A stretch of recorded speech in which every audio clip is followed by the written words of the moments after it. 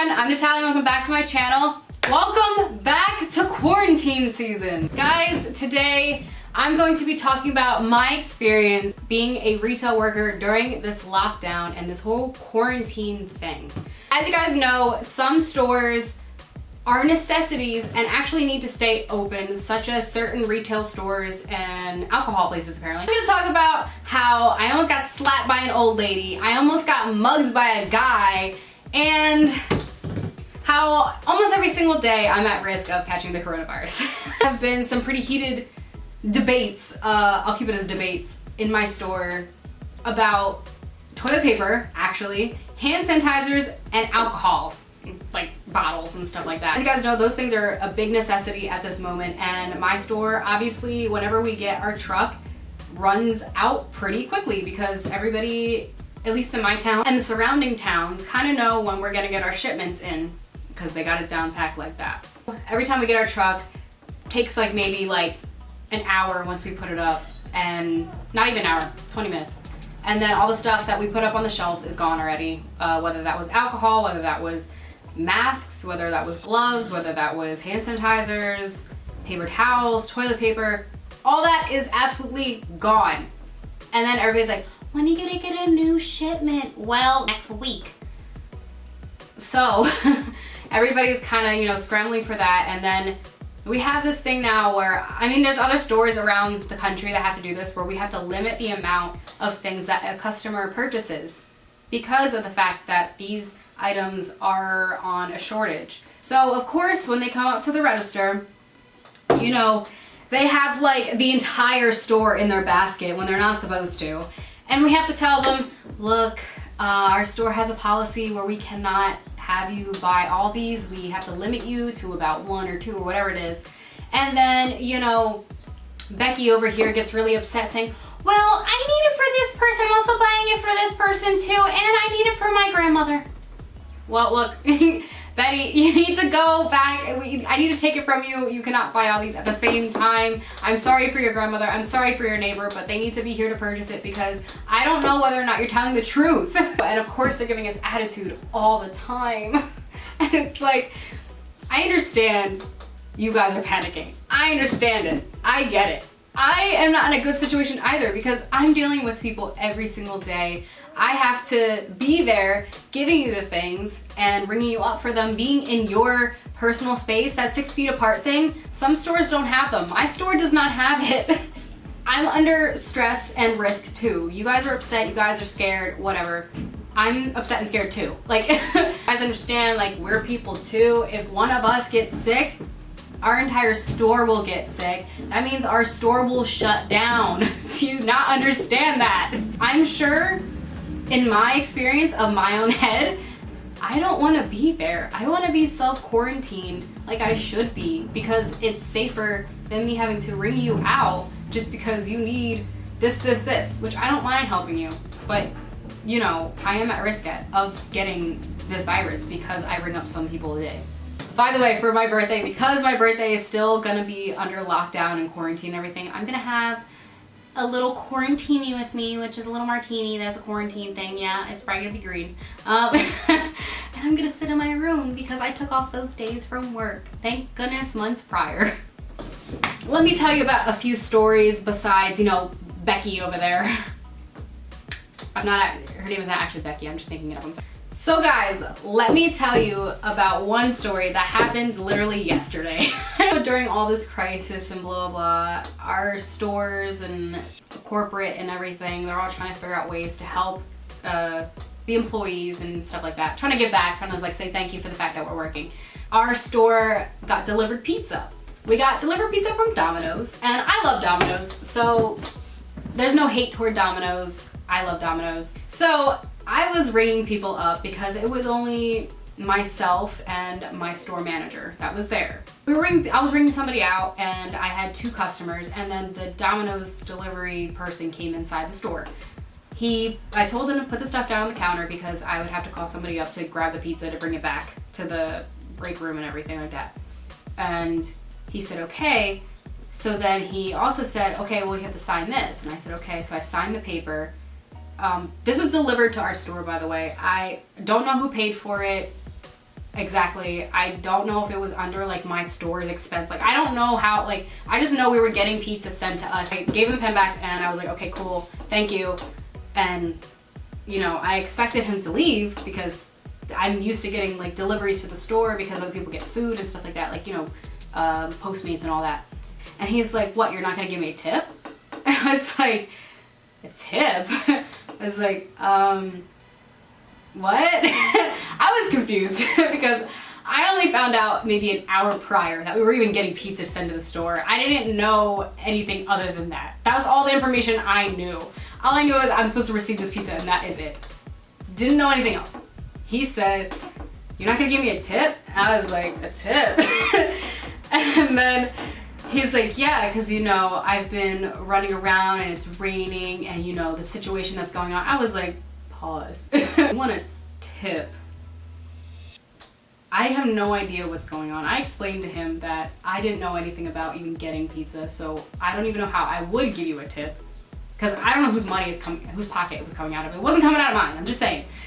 And then I was like, okay.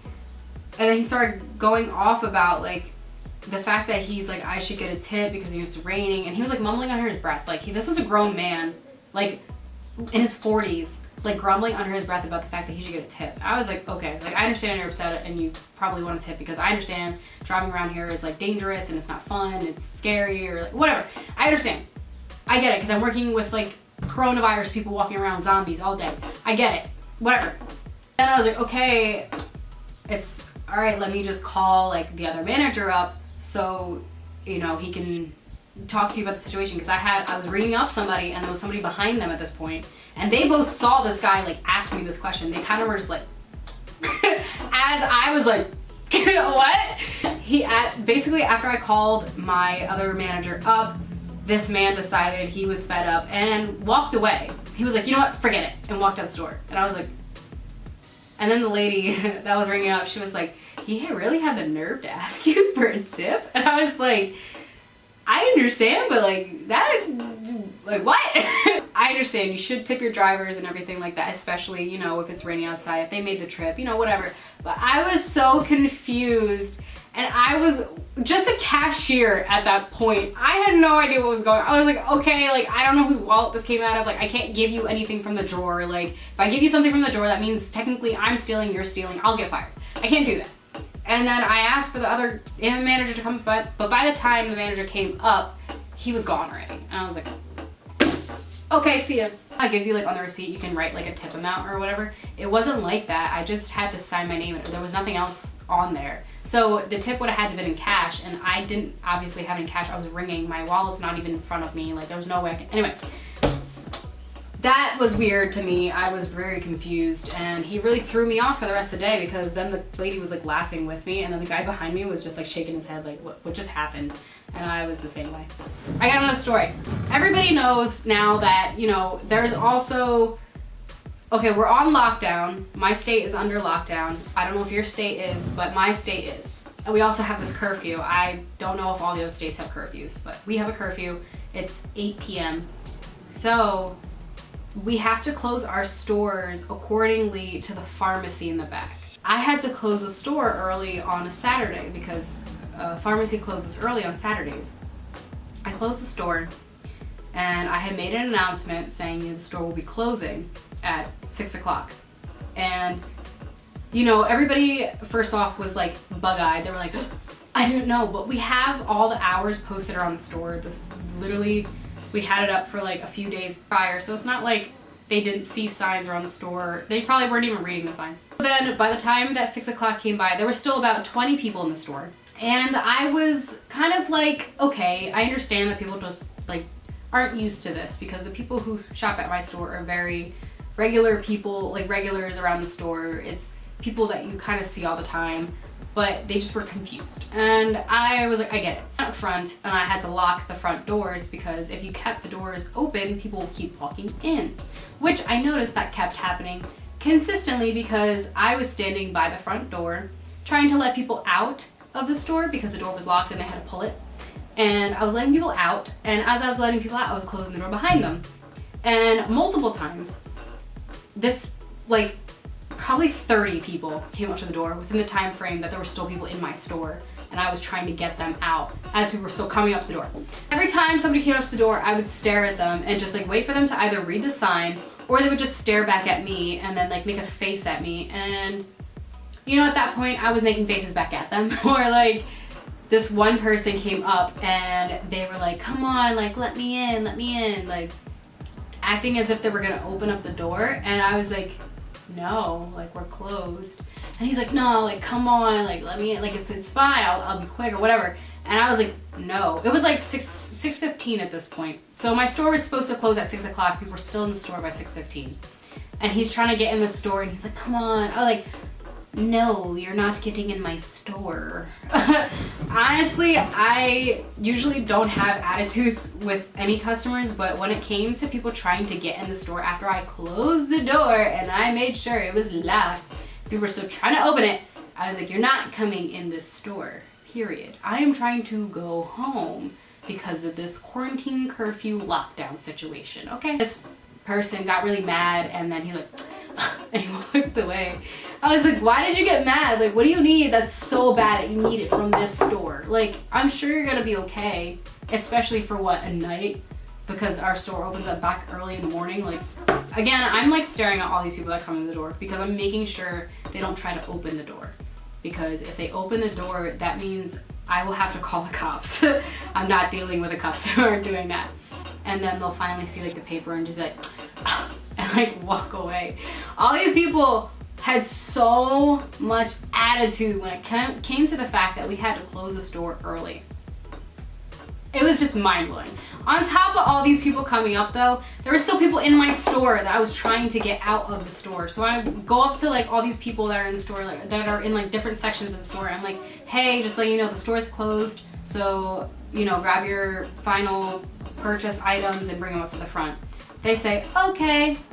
Well, this one person said, okay. And then it took them another like 10 minutes or so to come up to the front. And at that point, I was literally sitting in there and contemplating why, because I just need you to leave the store because the store is actually closed because of quarantine hours. Like, why do you want to be in the store so bad? What do you need? They ended up buying candy. They weren't even there buying like necessity things. They were just there buying candy. So I don't know what was the point of that. It was really annoying. As soon as they walked out, I closed the door and locked it. And I was like, I'll be back. And then that was it for the day. People are not taking this quarantine and this lockdown and this curfew and everything seriously. And I have to say for myself, I'm not taking certain things seriously as well because I'm a jokester, and if I take things too seriously, I might think too much. So I have to joke around with it. But the fact that people are still coming to the stores and playing around, or all these kids coming in when they should be home, guys, like, you don't know if you have something on you. And the fact that you're coming to the store, like, you're putting the cashiers and everybody who's working there at risk. You don't understand that if one of us gets sick from any of those customers, all of us have to get tested. It's not just one person who has to get quarantined and tested. Every single one of us has to get tested. And every single one of us has a family that they have to go back home to as well. So then that family will get, all of our families will get tested. Like, it is an ongoing thing. And I don't think people understand that. Like, you are putting all of us at risk. Like, I'm okay with being there and working. I'm completely okay with that because, you know, I'm getting a paycheck. Honestly, I think I would drive myself insane if I was sitting around all day, just like a lot of these other people are. But you have to think about the fact that you are putting these people at risk just because you want to hang out at the store, or you're bored so you want to go buy this and that, blah, blah, blah, just cause. You have to think about those other people too. And I know this might be, I don't know if it's controversial in a way, but look, I'm just saying what I've been seeing and what I'm feeling about this because it's really been bothering me. Please stay safe out there. I know there's a lot going on and I know it can be scary sometimes, but if we just get through this little piece together, we could change so many things for us in the future. This virus could be contained, or we could stop it, or we can figure it out. Like, if we just listen to what we're supposed to be doing, such as the 6 feet apart thing, such as this curfew, such as not getting into big gatherings and groups together. If we just listen to those little things, we can be okay and we don't have to worry about this for the future. Please think about these things when you're going to stores or if you're being rude to workers and everything, because trust me, I'm sure they don't want to be there. I'm sure they don't want to be in a place where they could possibly get infected with this. I'm sure at home they might have people with immunodeficiencies and other diseases at their own homes, but they're going to work because they need to go to work, okay? At least think about those people if you're one of those people who are kind of rude out there or decides, oh, let me go hang out. Like, seriously, guys, you should be home where it's safer and you're less likely to get sick as well. I'm just saying. But thank you guys for watching this video. If you liked it, give it a thumbs up, go down below, spread some love in the comments. While you're also down there, hit subscribe and turn on post notifications because I post every single Tuesday and Fake Fridays. I'm sure you don't miss at this point because sometimes I think I'm interesting. Maybe sometimes I'm not, but here we are. So, I will see you guys later, and please stay safe, please stay inside and figure out how to knit, okay? Please, wait. All right, I'll see you guys later. Bye. Okay, I got wiggle wobble legs, wiggle wobble. Okay, bye.